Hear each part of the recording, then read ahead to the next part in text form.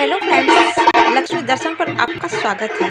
आज हम बताएंगे आपको गणगौर फेस्टिवल क्यों मनाया जाता है, कौन है माता गणगौर, क्यों मनाई जाती है गणगौर तीज। तो आइए जानते हैं।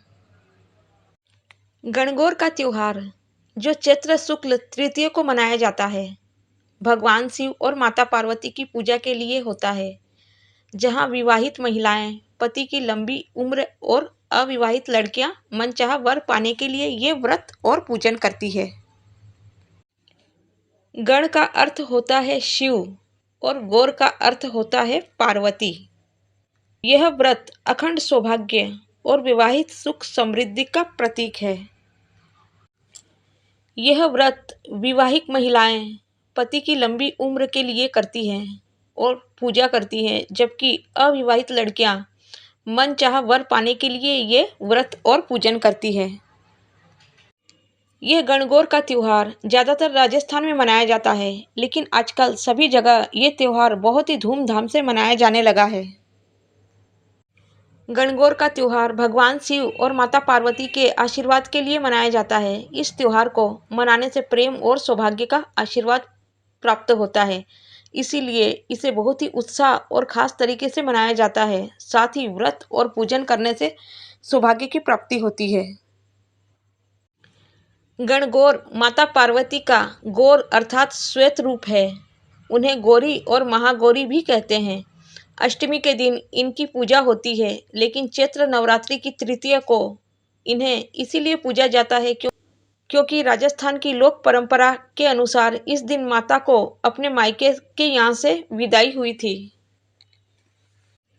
गण का अर्थ है शिव और गौर का अर्थ है माता पार्वती। राजस्थान के कई प्रदेशों में गणगौर पूजन एक आवश्यक वैवाहिक रस्म है।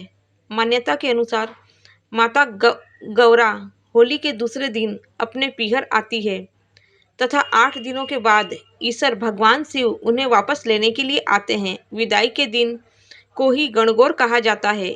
सुहागिन महिलाएं व्रत धारण करने से पहले मिट्टी की गौर यानी गणगौर बनाती है, जिसे रेणुका कहते हैं। इनकी स्थापना करती है। अगर मिट्टी की गणगौर बाई चांस नहीं बना पाती है तो लकड़ी की गणगौर का पूजन करती है। यह पर्व होली के दूसरे दिन से ही शुरुआत हो जाती है तो 16 दिन चलता है।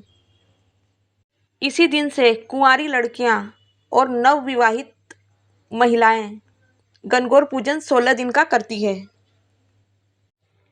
वे चैत्र शुक्ल तृतीया सिंधारे के दिन किसी नदी, तालाब या सरोवर पर जाकर अपनी पूजी हुई गणगौर को पानी पिलाती है और दूसरे दिन शाम के समय उनका विसर्जन कर देती है। इस दिन भगवान शिव ने माता पार्वती जी को तथा पार्वती जी ने समस्त स्त्रियों को सौभाग्य का वरदान दिया था। इसीलिए पौराणिक काल से ही इस व्रत पूजा का प्रचलन रहा है। इस दिन सुहागिन देवी पार्वती और शिवजी की पूजा करती है। इस दिन सुहागिन महिलाएं और कंवारी लड़कियां शिव पार्वती का पूजन करती है, यानी ईश्वर गणगौर का पूजन करती है। सुहागिन महिलाएं अपने घर की सुख समृद्धि और सौभाग्य के लिए कामना करती है और कंवारी लड़कियां उत्तम वर प्राप्ति के लिए कामना करती है ईश्वर गणगौर से।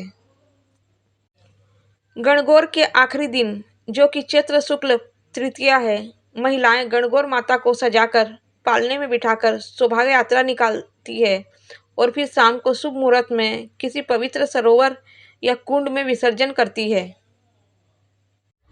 गणगौर विसर्जन करने के बाद घर आकर गणगौर के राजस्थानी गीत गाए जाते हैं। इस दिन तामसिक आहार यानी मांस मदिरा का सेवन नहीं करना चाहिए। नशीली वस्तुओं का भी सेवन नहीं करना चाहिए। मन और शरीर को शुद्ध रखना चाहिए। इस दिन गणेश जी को मंदिर में रखने के बाद जल के छींटे लगाकर विसर्जन नहीं किया जाता है। आज के लिए बस इतना ही। हम महिलाएं तीज त्योहार कैसे मनाती हैं घर पर, यही सब देखने के लिए हमारे चैनल को सब्सक्राइब करें।